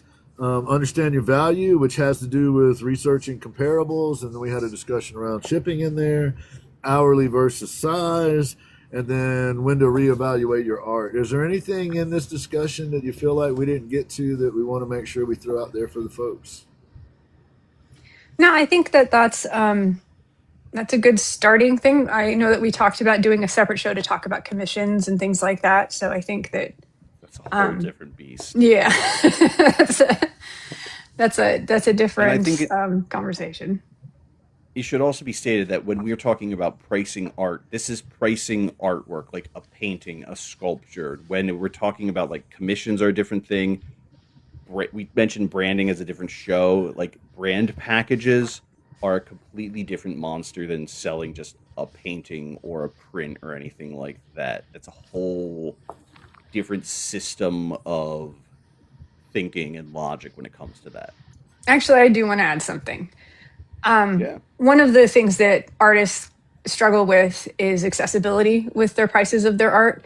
And so one of the things that create a different tier of accessibility is to have something like prints that creates a lower entry to owning somebody's work. And so, for example, yeah, my paintings, my originals are expensive. They are. My little 5x7's $1,200, the one that's in the gallery. That's how expensive mine are. And as they get bigger, they get more expensive. But a print is cheap. The 5x7 print is not that much. I think the 5x7 is 15. So there, and I sell magnets too, and that has a print on it, and they're nice. So people can have a little art gallery on their fridge, and it's a cheap mobile gallery, and if they get tired of the art, they can toss it, you know.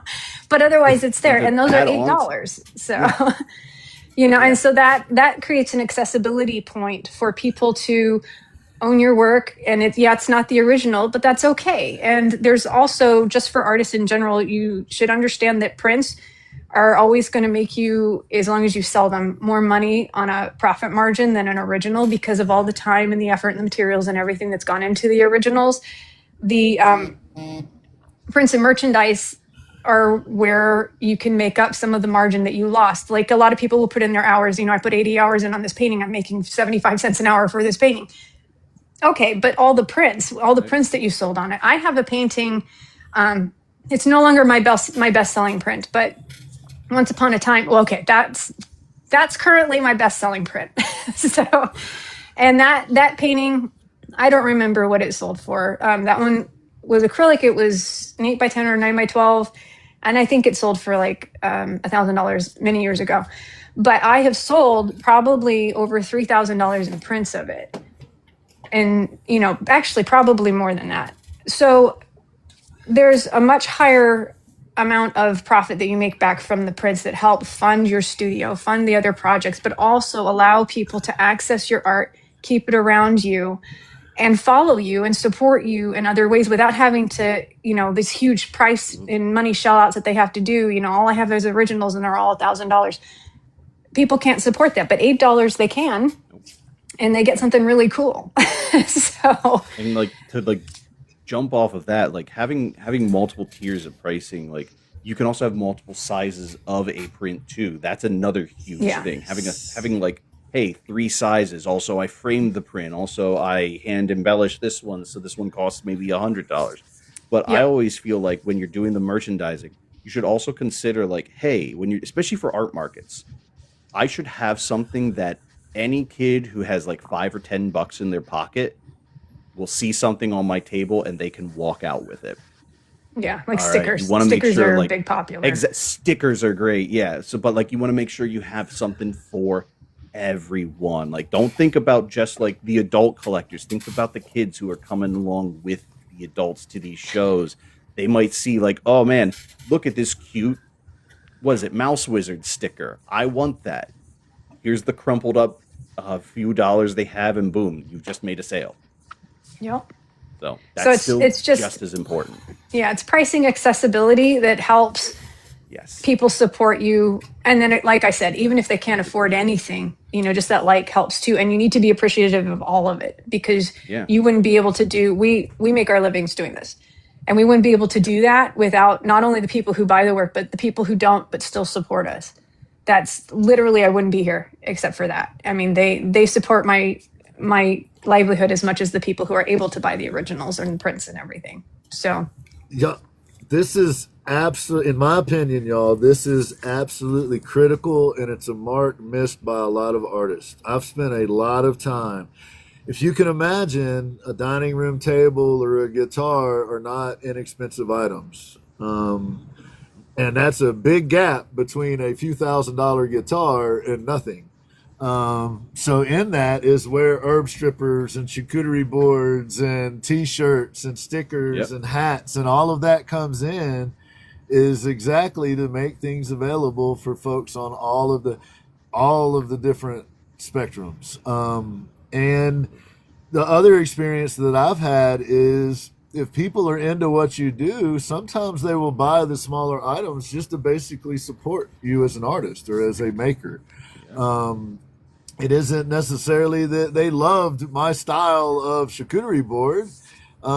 It's that, hey, this guy milled it from a tree by himself and then air dried it and then turned it into this. And there's some environmental considerations and other considerations that happen, so I'm willing to support that. So that would be another thing that y'all are wonderful examples of, both of you.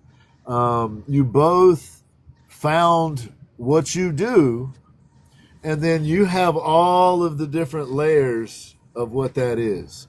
And I just think it's a wonderful example. Both of you are. And Ash is a very similar situation. Y'all have really perfected what your art is, like the dead stuff that Philly does, and then figuring out where the markets are, size, scale, number of them, all of that came with time and experience. So both of you are absolutely amazing. I'm so grateful that you would be willing to come, take your time to do this. Has there been anything that we thought of that we need to mention before we go? Just in an effort to be thorough. I think we covered it. As far as I know, all the notes that I had, y'all hit all the points. Yeah. At least as far as pricing goes, we talked about so much stuff. Yeah, I think we brought up inventory. Laura was pointing that out. Just to keep track. Oh, yeah. I think that's, I'm scrolling backwards because I don't know. It was in there somewhere. Inventory is great. Again, a great use of an Excel spreadsheet, guys. Yeah, or the free ones. You never knew that your favorite art tool was Excel. Yeah, and if inventory and tracking. And I would say, inventory and tracking, absolutely. And I would say, just my opinion, do less, but do it well.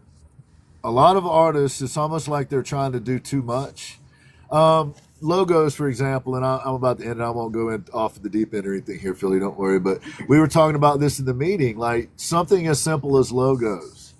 There are folks out there that have put so much time and effort into these complicated logos, and when they show up in the screen, nobody can see what it is. It is meaningless. It needs to be recognizable quickly and easily. And sometimes we overcomplicate things, and it actually muddies the waters before we even get in. So whatever it is you're going to do, try to do it well, because oftentimes the doing it well part is what actually makes the sale. The fact that you're good at what you do. You know what I mean? At the end of the day, if you're not good at what you do, the sales are going to be hard to make. So focus on getting better every day at what you do. Yeah. Anyway, that's just my thought. It's absolutely crucial to continually try to level up your output.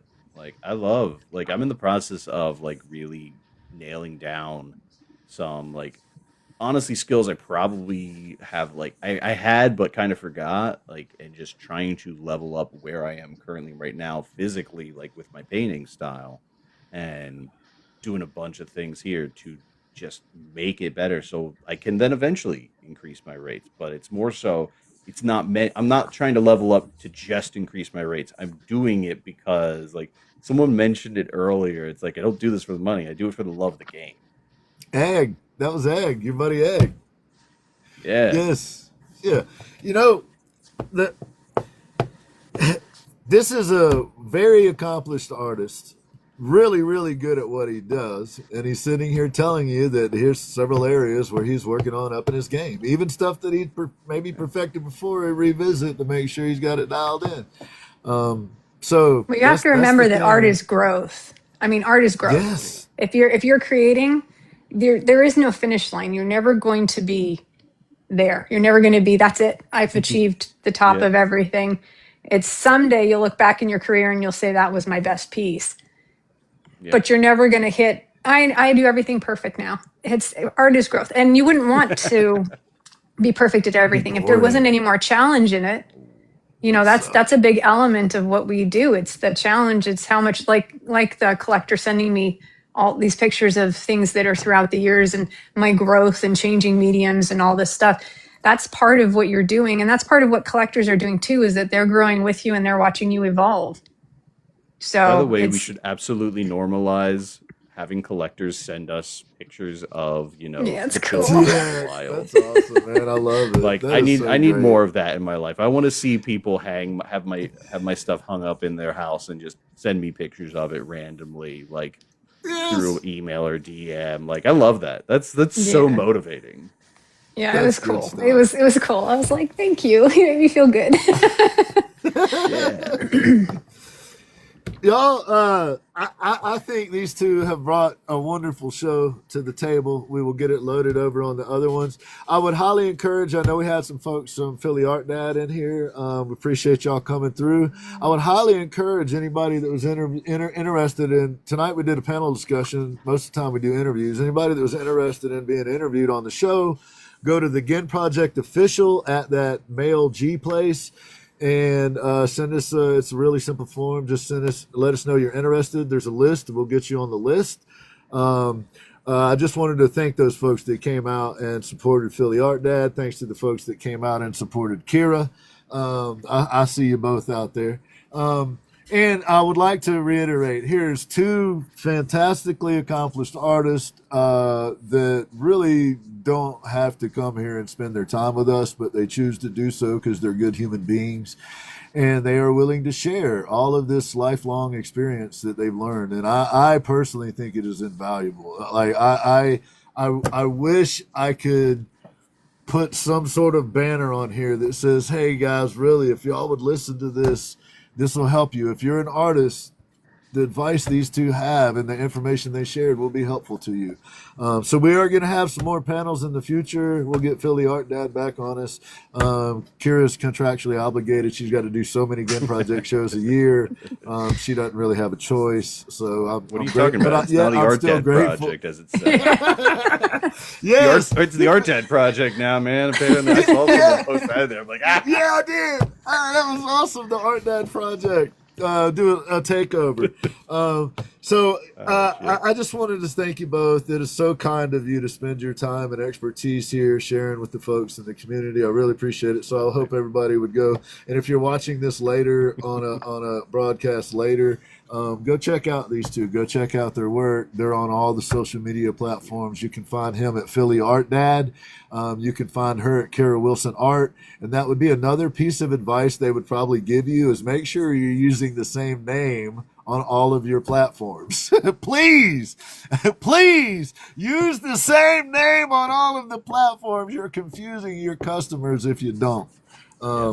Any rate, thank you so much to Philly. Thank you so much to Kyra.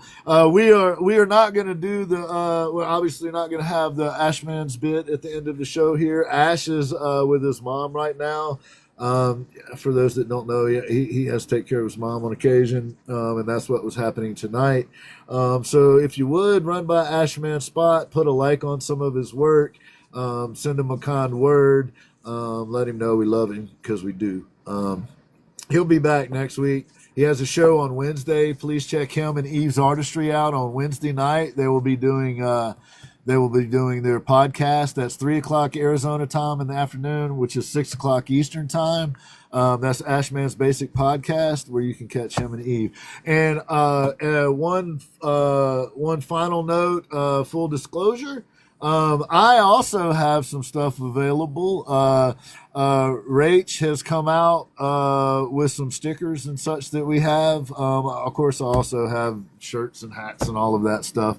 But I am now a professional forger, and some of those are available. I have done some forgeries of some Ashman work, and Rachel in the chat has turned those into stickers. So you now can get a Ginn Project sticker pack that is my forgeries of Ashman's work. And coming to you soon, we have started the first installment. I am now forging Kyra Wilson's art. Here's one that's coming. Here's one that I'm working on now. And see how angry Spike is? Because Kyra's a really good artist. You see how angry he is? Well, my version is slightly perturbed Spike. I like it though. So please go over to the Ginn Project spot, check that out. You can find it in my profile. Go also check out, we did some updates on the website. We've been slowly but surely working on that, and I'm going to start adding some bios and stuff. So if you get a chance, go by and check that out. Let me know what you think about it. And, if you want to support your local Ginn Project, there's stickers and stuff available. First, go support these two, though. Thank y'all. We're not going to do the play out thing tonight. Ash usually plays the music on that deal, so we're gonna forego that. I think the extra 20 minutes went great. Y'all shared a bunch of information with us. So thanks to PhillyArtDad. Thanks to KyraWilsonArt. Thank you especially to Laura in the chat, and Spurs and Stitch and Kim and Mondo and Eve and Rachel. We see you. Rachel, we see you. Who else did we miss, y'all? Anybody we need to shout out before we go? Chipster. Chip was in here. Ah, yes. Arts and Oddities is in here. Miss Maggie's in here. D-Tap's been in here. I know I'm going to miss some people. Lacey was in here. Anyway, thanks to everybody. We appreciate you supporting. Appreciate you supporting these two. PhillyArtDad, tell us what your favorite color is. Green. Green. Kyra, tell us what your favorite color is. Purple.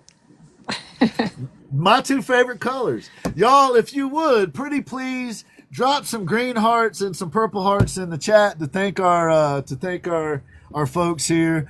And Eve, if you're still in here, get some screenshots for me so I can send it to them. Thanks, y'all. Purple hearts, green hearts for the kind folks that came in and shared their wisdom with us. We appreciate y'all. We're going to let this run for just a second so Eve can get her screenshots, and then I'm going to end it. Don't worry, y'all. Thanks, y'all. Amazing. Thank you, Rachel. Thank you, Laura. Thank you, Mondo. Thank you, D-Tap. Appreciate y'all. Purple and green, y'all. We're going to get these two back on here every chance we get. Y'all have a wonderful night. Please go over to Ash's site, post something nice for him. He's a good dude, and he's doing the right thing right now. So go give him some love. Thank you, Kyra.